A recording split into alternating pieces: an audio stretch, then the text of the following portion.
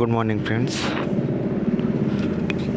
Today we are going to learn about a poem, namely The Sower, translated by Torulata Datta. Basically, this is a French poem written by Victor Hugo, and this poetry translated into English language by Torulata Dutt. So let us see about the icebreaker. Now see first content. Make a list of words related to agriculture. We know that we are Indians, and in India, our main occupation, that is agriculture.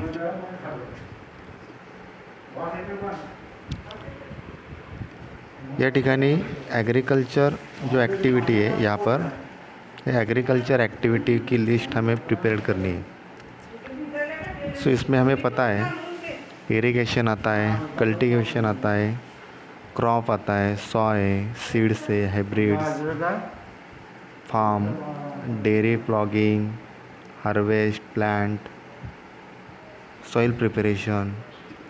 So these are the activities related to the agriculture world. Now let us see the second point of icebreakers.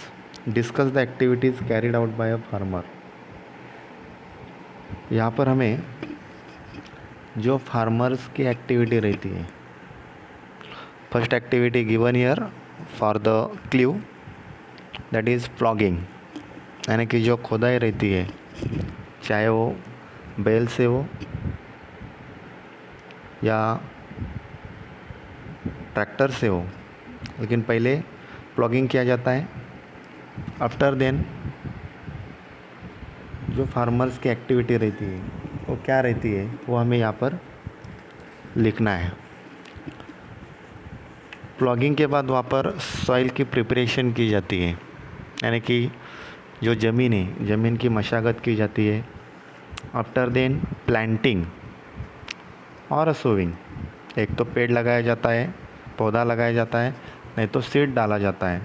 Planting और seeding, and then last harvesting, जब वो crops बनता है, फसल आती है, तो उसको हार्वेस्ट की जाती है। So like the activities are done by the farmer. Now see next one. In our country, engineering, teaching and medical fields are much sought after. Other professions, occupations, though they make a significant contribution to the society, do not get their due.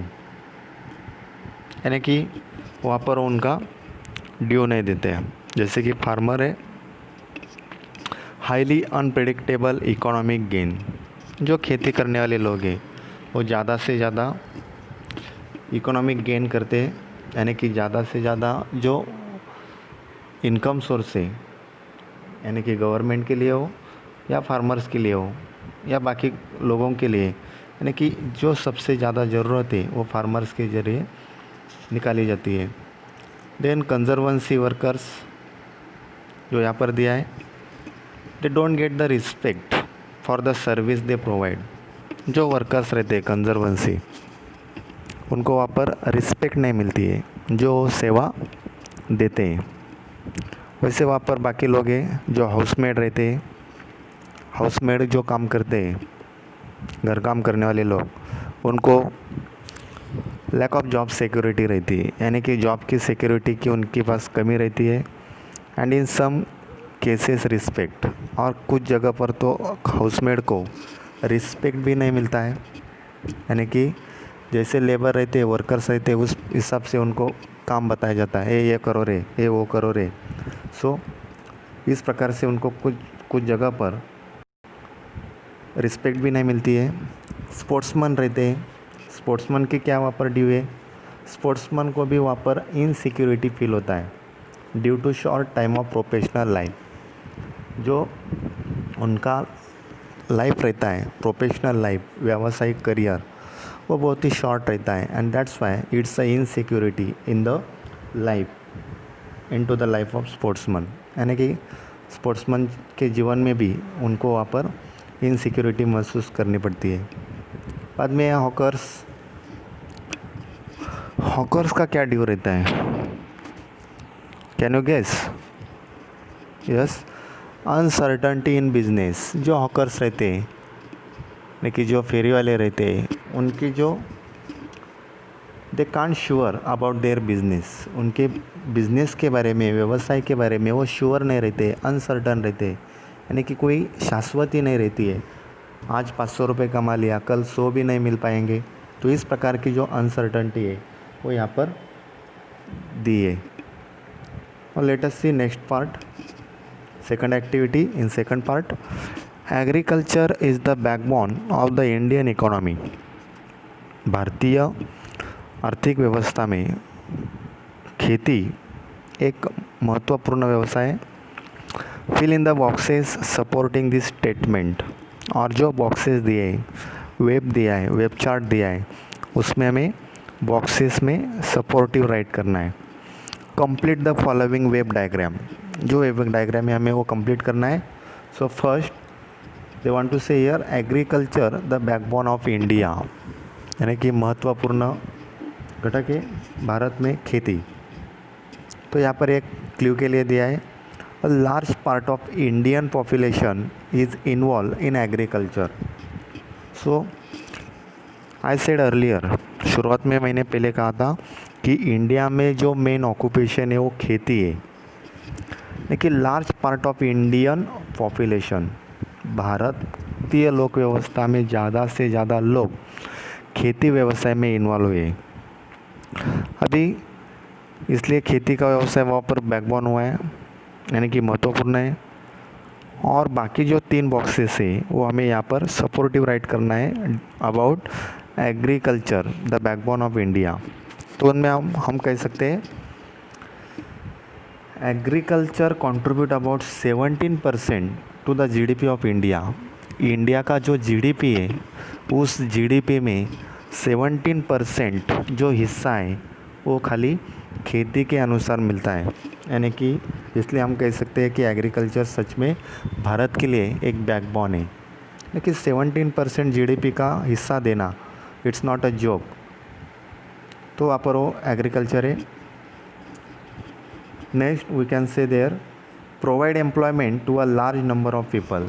और agriculture जो व्यवसाय है उसमें भी ज़्यादा से ज़्यादा लोगों को वहाँ पर एम्प्लॉयमेंट मिलती है। जैसे एग्रीकल्चर डिपार्टमेंट है, तो एग्रीकल्चर डिपार्टमेंट में वहाँ पर बहुत सारे लोगों को एम्प्लॉयमेंट मिलती है।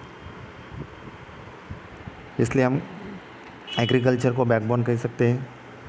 Next we can say that agriculture is a major source of income through the export of agriculture products. यानी कि एग्रीकल्चर का यहाँ पर जो प्रोडक्शन होता है उसको हम एक्सपोर्ट भी करते हैं और उससे हम इनकम भी पाते हैं।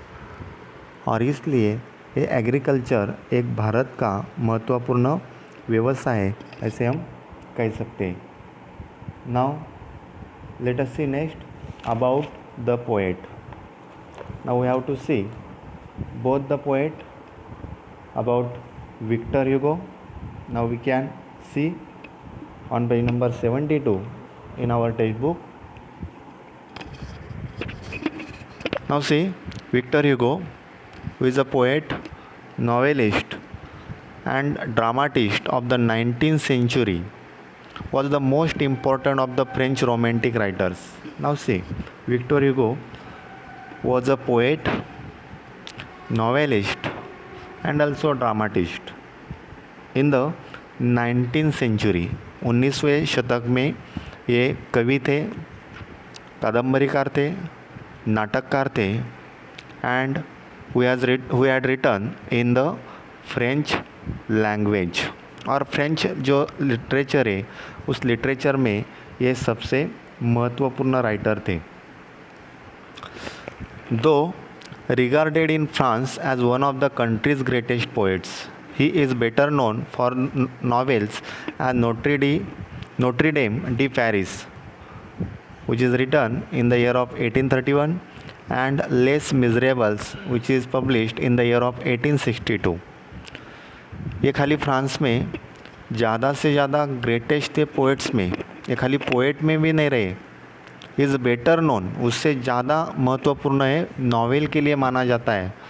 जो उनकी नॉवेल है जो बहुत ही फेवरेट हुई है, नोट्रे डेम डी पेरिस, जो 1831 में पब्लिश हुई थी, और दूसरी थी लेस मिजरेबल्स, जो 1862 में पब्लिश हुई थी, उसके लिए भी वो माने जाते हैं।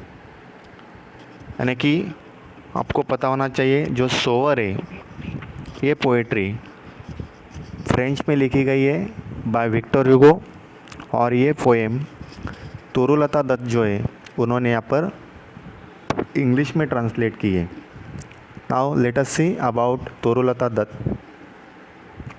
के बारे में हम जब देखते हैं। Torulata Dutt a Bengali poet. Now see, जो ट्रांसलेटर है वो बेसिकली बंगाली पोएट है, ऑल्सो नोन एज तोरू, उन्हें तोरू नाम से भी जाना जाता है। Wrote in English and French, इन्होंने इंग्लिश में और फ्रेंच में भी राइटिंग किया हुआ है। Was born on 4 March 1856 in Kolkata, इनका जन्म 4 मार्च 1856 में कोलकाता में हुआ था। She is considered to be the first Indian poetess to write verses in English and French. Now see, Torulata Dutt who is the first woman in Indian poetess to write verses, जो verse रहता है, poetry रहती है, वो पहली lady है जो English में और फ्रेंच में जिन्होंने राइटिंग स्टार्ट किया है। She translated dozens of poems, और तोरुलता दत्त ने डजन्स ऑफ पोएम, यानी डज़न में आपको पता है 12 रहता है, यानी कि 12 से ज़्यादा ऊपर पोएट्री उन्होंने ट्रांसलेट की है फ्रॉम फ्रेंच टू इंग्लिश और English to French, and completed a novel before her death at the age of 21, और उनके मृत्यु के पहले ही उन्होंने उनका एक नॉवेल भी कंप्लीट किया है और वो पब्लिश्ड भी किया है। Her poems such as Sita, lotus and our casuarina tree are well loved, और उनके जो कुछ पोएम्स हैं जो बहुत ही फेवरेट हुई है इंडियन इंग्लिश लिटरेचर में, जो उनके एग्जांपल्स दिए, सीता नाम की जो पोइट्री है, लॉटस है, आवर कैजुरिना ट्री, ये जो एग्जांपल्स है पोइट्री है, ये बहुत ही फेवरेट हुई है। Now let us see about a poem the sower, last paragraph. The sower is a translation of Victor Hugo's poem. पहले मैंने बताया तोरुलता दत्त ने ये सोवर का ट्रांसलेशन किया है जो उन्होंने विक्टर ह्यूगो ने लिखा है। सीजन डी सिमिलीज ली सोइर, अभी इंडियन इंग्लिश लिटरेचर में इस टाइटल का नाम दिया है द सोवर, लेकिन basically the main title in French language that is season D similes ले सोयर, ये वहाँ पर उनके पोएट्री का नाम है जो यहाँ पर कंप्लीट किया है द सोवर नाम से। It is translated by Toru Dutt,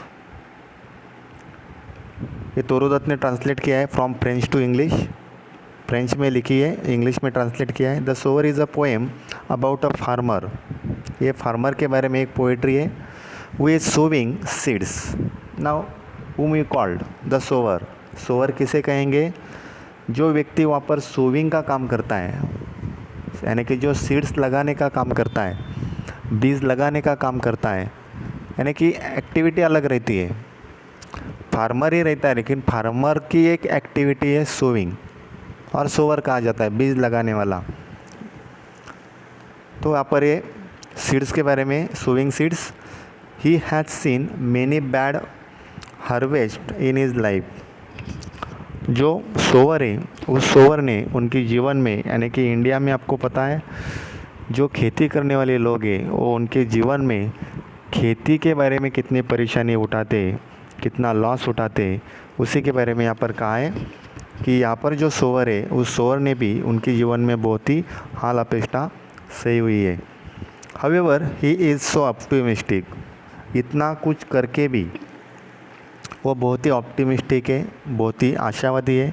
of having a good harvest every time it tosses grain, और हर वक्त वो सीड लगाते वक्त ऑप्टिमिस्टिक रहता है, चलो ये सीड अभी आएगा, ये फसल अच्छी आएगी।